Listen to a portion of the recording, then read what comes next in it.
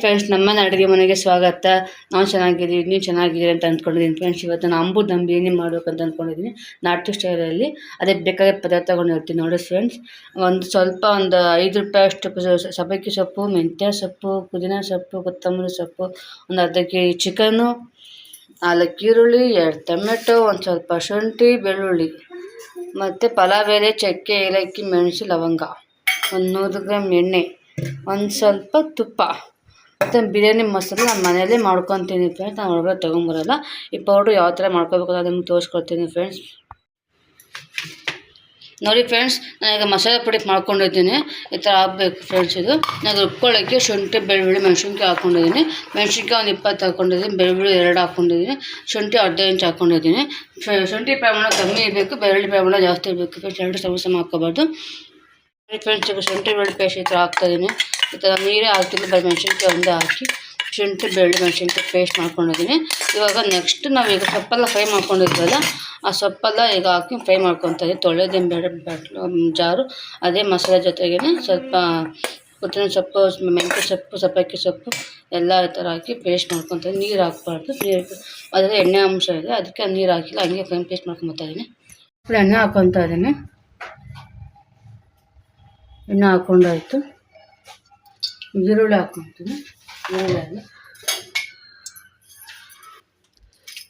ಚಕ್ಕೆ, ಲವಂಗ, ಏಲಕ್ಕಿ, ಮೆಣಸು, ಪಲಾವ್ ಎಲೆ ಇಷ್ಟು ಹಾಕ್ಕೊತಾ ಇದ್ದೀನಿ.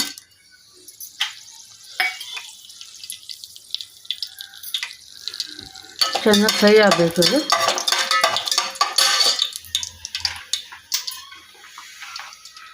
ಈರುಳ್ಳಿ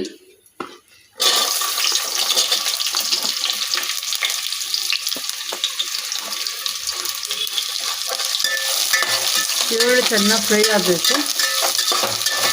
ಬಿರಿಯಾನಿಗೆ ಎಣ್ಣೆ ಜಾಸ್ತಿ ಇರಬೇಕು, ಆವಾಗಲೇ ಬಿರಿಯಾನಿ ಟೇಸ್ಟ್ ಚೆನ್ನಾಗಿ ಬರುತ್ತೆ.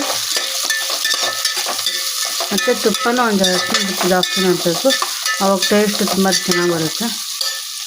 ನಾನು ಸ್ವಲ್ಪ ಒಂದು ಅರ್ಧ ಸ್ಪೂನ್ ಅಷ್ಟು ಕಸ್ತೂರಿ ಮೆಂತ್ಯ ಹಾಕ್ಕೊಂಡಿದ್ದೀನಿ.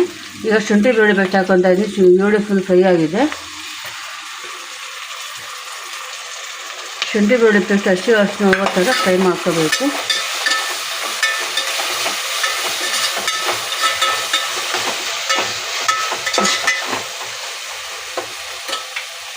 ನೋಡಿ, ಇವಾಗ ಚಿಕನ್ ಶುಂಠಿ ಬೆಳ್ಳುಳ್ಳಿ ಪೇಸ್ಟ್ ಎಲ್ಲ ಫ್ರೈ ಆಗಿದೆ. ಸ್ವಲ್ಪ ತೆಂಗಿನಕಾಯಿ ಹಾಕ್ಕೊಂಡಿದ್ದೀನಿ ನಾನು. ಇದಕ್ಕೆ ತೆಂಗಿನಕಾಯಿ ಹಾಲಾರು ಹಾಕ್ಬೋದು, ಸ್ವಲ್ಪ ತೆಂಗಿನಕಾಯಿನಾರು ಹಾಕ್ಕೋಬೋದು. ಸ್ವಲ್ಪ ಚಿಕನ್ ಹಾಕ್ಕೊತಾ ಇದ್ದೀನಿ. ಈಗ ಚಿಕನ್ ಹಾಕಿ ಚೆನ್ನಾಗಿ ಫ್ರೈ ಮಾಡಬೇಕು.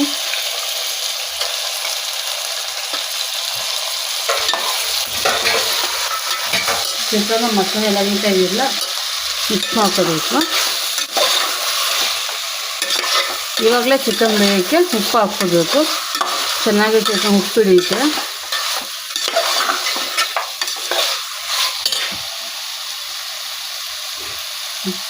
ಇಷ್ಟು ಉಪ್ಪು ಹಾಕ್ತಾಯಿದ್ದೀನಿ ನಾನು. ಉಪ್ಪು ಹಾಕಿದ್ದೀನಿ. ಟೊಮೊಟೊ ಹಾಕ್ಕೊತಾ ಇದ್ದೀನಿ. ಈಗ ಟೊಮೊಟೊ, ಉಪ್ಪು, ಚಿಕನ್ ಎಲ್ಲ ಒಟ್ಟಿಗೆ ಫ್ರೈ ಆಗಬೇಕು. ಸ್ವಲ್ಪ ಎಲ್ಲ ಮೆತ್ತಿಗೆ ಆದಮೇಲೆ ಮಸಾಲೆ ಹಾಕೋಣ. ನೋಡಿ, ಟೊಮೊಟೊ ಎಲ್ಲ ಚಿಕನ್ ಫ್ರೈ ಎಲ್ಲ ಆಗೈತೆ. ಈಗ ನಾವು ಮಾಡ್ಕೊಂಡಿದ್ದೀವಿ ಮಸಾಲೆ ಪುಡಿ, ಅದನ್ನ ಹಾಕ್ಕೊತಾ ಇದ್ದೀನಿ. ಅಷ್ಟು ಮಸಾಲೆ ಪುಡಿ ಹಾಕ್ಕೊತಾ ಇದ್ದೀನಿ ನಾನು.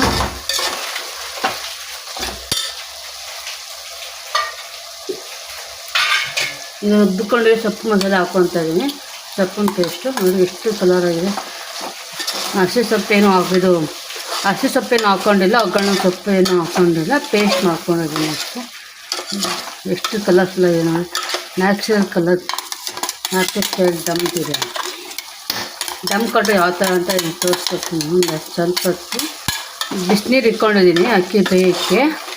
ಬಿಸಿನೀರು ಇಟ್ಕೊಂಡ್ರೆ ಚೆನ್ನಾಗಿರುತ್ತೆ, ಬೇಗ ಬೇಯುತ್ತೆ ಚಿಕನ್, ಬೇಗನೂ ಬಿರಿಯಾನಿ ಆಗುತ್ತೆ.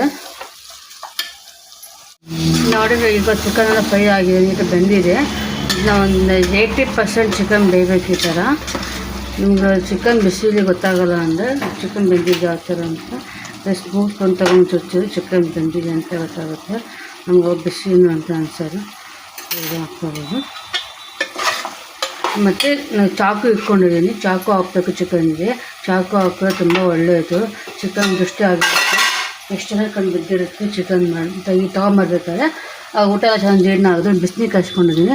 ನಾನು 3 ಗ್ಲಾಸ್ ನೀರು ಹಾಕ್ಕೊಂಡಿದ್ದೀನಿ. ಸ್ವಲ್ಪ ಚಿಕನ್ ನೀರು ಇರುತ್ತಲ್ವ ಮಸಾಲೆ ನೀರೆಲ್ಲ ಅಂದ್ಬಿಟ್ಟು 2 ಗ್ಲಾಸ್ ಅಕ್ಕಿಗೆ 3 ಗ್ಲಾಸ್ ನೀರು ಹಾಕ್ಕೊಂಡಿದ್ದೀನಿ. ಅಕ್ಕಿನೂ ಹಾಕ್ಕೊತಾ ಇದ್ದೀನಿ. ಅಕ್ಕಿ ತೊಳೆದಿಟ್ಕೊಂಡಿದ್ದೀನಿ ನಾನು, ಅದಕ್ಕೆ ಹಾಕ್ಕೊತಾ ಇದ್ದೀನಿ. ಅಕ್ಕಿ ಚಿಕನ್ ಮಸಾಲೆ ನೀರೆಲ್ಲ ಮಿಕ್ಸ್ ಮಾಡಿ ಲಾಸ್ಟಲ್ಲಿ ಸ್ವಲ್ಪ ಚಾಕು ಹಾಕೋಣ. ನೋಡಿ ಈಗ ಚಾಕು ಹಾಕ್ತಾಯಿದ್ದೀನಿ ನಾನು. ಚೆನ್ನಾಗಿ ಪುರ ಅನ್ನಬೇಕು ಚಾಕು.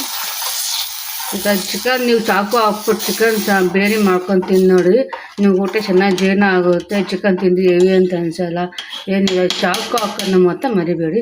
ಚಾಕು ಹಾಕಿ ಚಿಕನ್ಗೆ ತುಂಬ ಒಳ್ಳೆಯದು.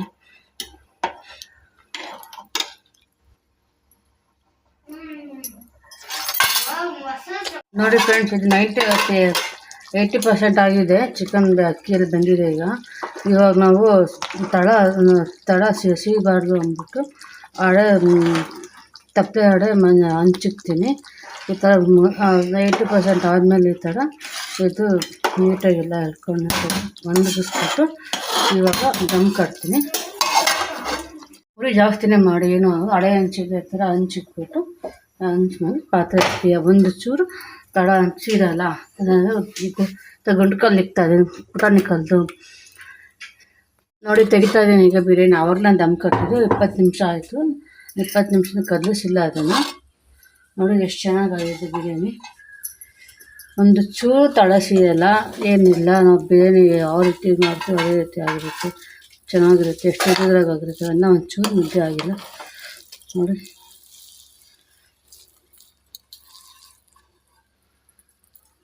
ಚಿಕನ್ ಚೆನ್ನಾಗಿ ಬೆಂದೈತೆ ನೋಡಿ ಫ್ರೆಂಡ್ಸ್. ಅಂಬು ದಮ್ ಬಿರಿಯಾನಿ ಈ ಥರ ಟೇಸ್ಟ್ ಬಂದಿದೆ. ತುಂಬ ಚೆನ್ನಾಗಿದೆ, ಹೆಲ್ತಿಯಾಗಿದೆ, ಟೇಸ್ಟಿಯಾಗಿದೆ ಫ್ರೆಂಡ್. ನೀವು ಮನೇಲಿ ಒಂದ್ಸಲ ಟ್ರೈ ಮಾಡಿ ಫ್ರೆಂಡ್ಸ್. ತುಂಬ ಹೆಲ್ತಿಯಾಗಿರುತ್ತೆ, ತುಂಬ ಟೇಸ್ಟಿಯಾಗಿರುತ್ತೆ. ಕರ್ನಾಟಕದಲ್ಲಿ ನಾವು ಇದೇ ರೀತಿ ನಮ್ಮ ಕರ್ನಾಟಕ ಸ್ಟೈಲ್ ಅಂಬು ದಮ್ ಬಿರಿಯಾನಿ ಮಾಡಿದ್ದೀನಿ ನಾನು ಇವತ್ತು. ತುಂಬ ಚೆನ್ನಾಗಿದೆ. ನನ್ನ ಚಾನಲ್ನ ಲೈಕ್ ಮಾಡಿ, ಶೇರ್ ಮಾಡಿ, ಸಬ್ಸ್ಕ್ರೈಬ್ ಆಗಿ ಫ್ರೆಂಡ್ಸ್. ಲೈಕ್